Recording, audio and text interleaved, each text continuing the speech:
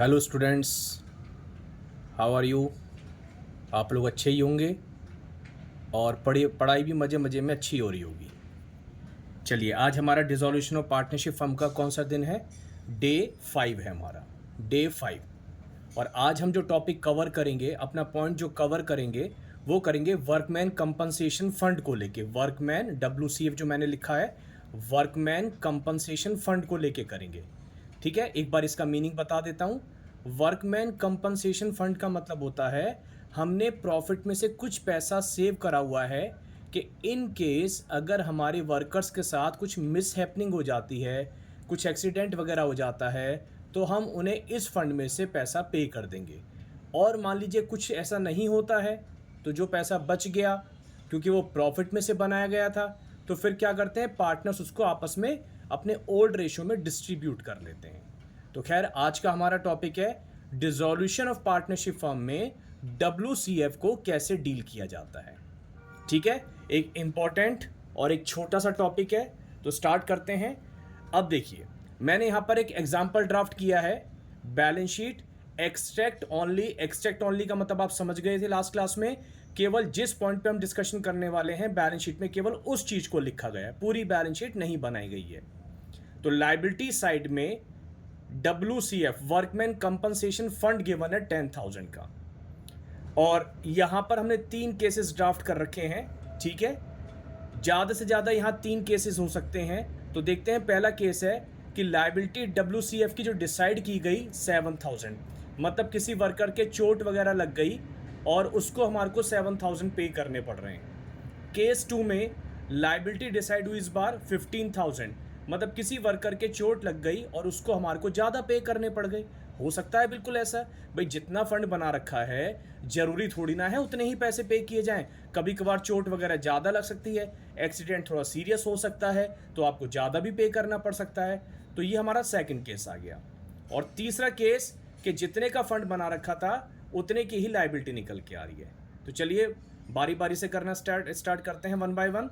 तो सॉल्यूशन में केस 1, देखो इसको स्टार्ट लेने से पहले एक सिंपल सा फंडा समझ लो, है क्या? जितने की लाइबिलिटी डिसाइड होगी, अगर कम की लाइबिलिटी डिसाइड हो रही है तो उतने को आपको क्रेडिटर्स की तरह डील करना है इस चैप्टर में। मेरी बात दोबारा ध्यान से सुनो, बस 2 लाइनें ध्यान से सुननी है, बाकी सब केस कवर होते जाएंगे। अगर WCF की लाइबिलिटी कम डिसाइड हो रही है फंड से, जैसे ये 10 था और यहां पर 7 है, अगर कम डिसाइड हो रही है तो जितनी कम डिसाइड होती है उसे हमें क्रेडिटर्स की तरह मानना है। और क्रेडिटर्स को कैसे डील करते हैं याद करो, जब हम रियलाइजेशन अकाउंट बनाते हैं तो बताओ क्रेडिटर्स कहां पर आते हैं? बैलेंस शीट में गिवन होते हैं ना, लाइबिलिटीज में इधर की तरफ ही जहां WCF लिखा हुआ है। तो कहां ट्रांसफर करते हो आप? बाय साइड में ट्रांसफर करते हो, रियलाइजेशन के क्रेडिट में ट्रांसफर करते हो, और फिर क्या करते हो, उसकी पेमेंट भी करते हो क्रेडिटर्स की। तो ये मेरा मतलब है कि अगर लाइबिलिटी डिसाइड हो रही है कम की तो उसे क्रेडिटर्स की तरह मानो, मतलब रियलाइजेशन में बाय में भी ट्रांसफर करो और उसकी पेमेंट भी करो। देखते हैं, देखो केस 1 रियलाइजेशन अकाउंट, मैंने बोला 7,000 की लाइबिलिटी डिसाइड हो रही है, तो कम की लाइबिलिटी डिसाइड हो रही है, तो जितनी कम की लाइबिलिटी डिसाइड हो रही है उसे आपको क्रेडिटर्स की तरह डील करना है। मतलब ये जो 7,000 है इसे आपको क्रेडिटर्स की तरह मानना है। तो क्रेडिटर्स की तरह जब मानेंगे तो पहले क्या करूं, इसको जैसे क्रेडिटर्स यहां लिखे होते हैं रियलाइजेशन में ट्रांसफर करूं, तो देखो मैंने ये ट्रांसफर किया by WCF workman compensation fund 7,000, और फिर मैंने क्या बताया था, उसकी पेमेंट भी करनी पड़ेगी। और जब पेमेंट करते हैं तो टू बैंक अकाउंट, ब्रैकेट में मैंने लिख दिया WCC। जब क्लेम बन जाता है WCF का, मतलब जब लाइबिलिटी निकल के आ जाती है, तो उसको हम बोलते हैं वर्कमैन कंपनसेशन क्लेम। 7,000 हमने पे कर दिया। यही करते थे ना क्रेडिटर्स को भी, ट्रांसफर करना और उसकी पेमेंट करना। क्लियर? अच्छा, 10,000 में से 7 तो चलो हमने उस वर्कर को पे कर दिए, बाकी 3,000 बच गए, और जो पैसे बच जाएंगे मैंने बताया था वो क्या करेंगे, पार्टनर्स आपस में डिस्ट्रीब्यूट कर लेंगे। तो देखो पार्टनर्स कैपिटल अकाउंट में क्रेडिट साइड में बाय WCF, मान लीजिए A और B पार्टनर हैं, तो 1500 A को मिल जाएगा, इक्वल रेशो में 1500 B को मिल जाएगा। अगर रेशो नहीं बता रखा होता है तो आप सभी को पता है रेशो को हम इक्वल लेके चलते हैं। बात समझ में आई? तो लायबिलिटी कम की डिसाइड हुई, उतने को क्रेडिटर्स माना, ट्रांसफर किया, पेमेंट करी, पैसा बच गया, पार्टनर्स में उनके प्रॉफिट शेयरिंग रेशियो में डिस्ट्रीब्यूट कर दिया। अब इसको अगर हम जर्नल एंट्री के थ्रू चेक करना चाहें कि इसकी जर्नल एंट्री क्या बनेगी, तो आप जर्नल एंट्री देखो। WCF बैलेंस शीट में लायबिलिटीज में गिवन था, खत्म कर रहे हैं उसको, तो लायबिलिटीज जब खत्म होगी तो डेबिट करेंगे।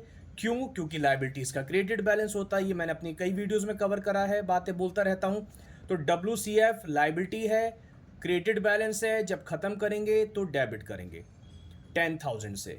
2 इसमें से हमने कितनी अमाउंट ट्रांसफर करी थी रियलाइजेशन में? 7,000। तो 2 रियलाइजेशन, जो रियलाइजेशन में ट्रांसफर करी, और जो पैसे बच गए वो हमने ए में और बी में क्रेडिट कर दिया, उनको दे दिया, उनकी कैपिटल इंक्रीज हो गई। जब कैपिटल इंक्रीज होती है तो कैपिटल को क्रेडिट करते हैं ना। लायबिलिटीज इंक्रीज होती हैं तो क्रेडिट, डिक्रीज होती हैं तो डेबिट। अकाउंटेंसी का सिंपल रूल है, लायबिलिटीज का क्रेडिट बैलेंस होता है।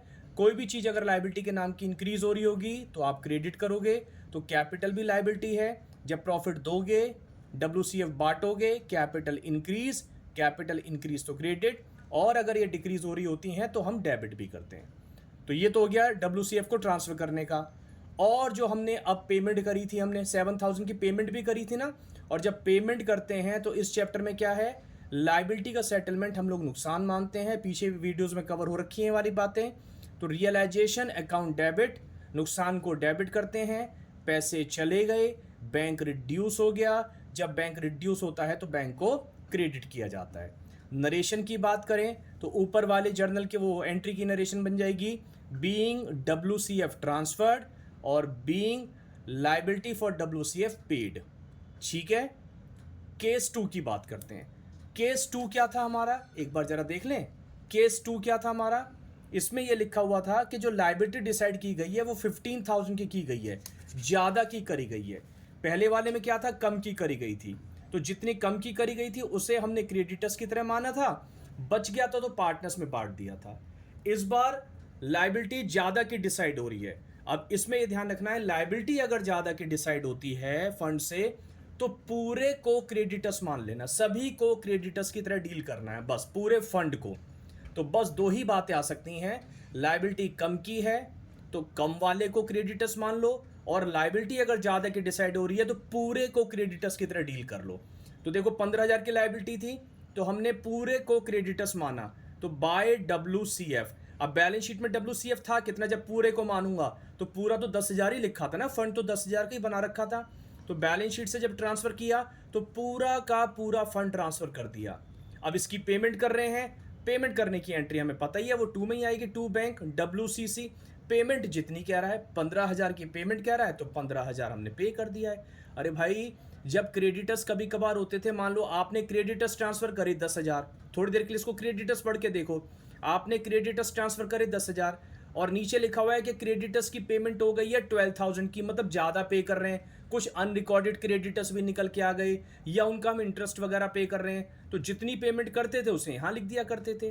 तो सेम फंडा यहाँ पर अप्लाई हो रहा है कि यहाँ पर पूरा पहले हमने फंड ट्रांसफर किया, फिर जितनी पेमेंट करने की बात करी, ज़्यादा की पेमेंट हो रही थी तो हमने ज़्यादा की पेमेंट कर दी 2 बैंक अकाउंट। समझ में आ गई बात? अब आगे एंट्री फिर से वही है, पहले आप ट्रांसफर करोगे तो ट्रांसफर की entry WCF account debit to realisation account. Transfer में वही फंड यानी कि WCF का क्रेडिट बैलेंस था, ट्रांसफर किया डेबिट, और कहाँ ट्रांसफर कर रहे हैं, रियलाइजेशन में। कितनी अमाउंट, सारी की सारी अमाउंट ट्रांसफर कर रहे हैं 10,000। और उसके बाद पेमेंट की entry, realisation account debit to bank account, कितनी पेमेंट कर रहे हैं 15,000 की। Narration, being WCF transfer, being liability for WCF paid. Clear है? सर इसमें पार्टनर्स में क्यों नहीं गया? अरे भाई, बचा ही नहीं पैसा।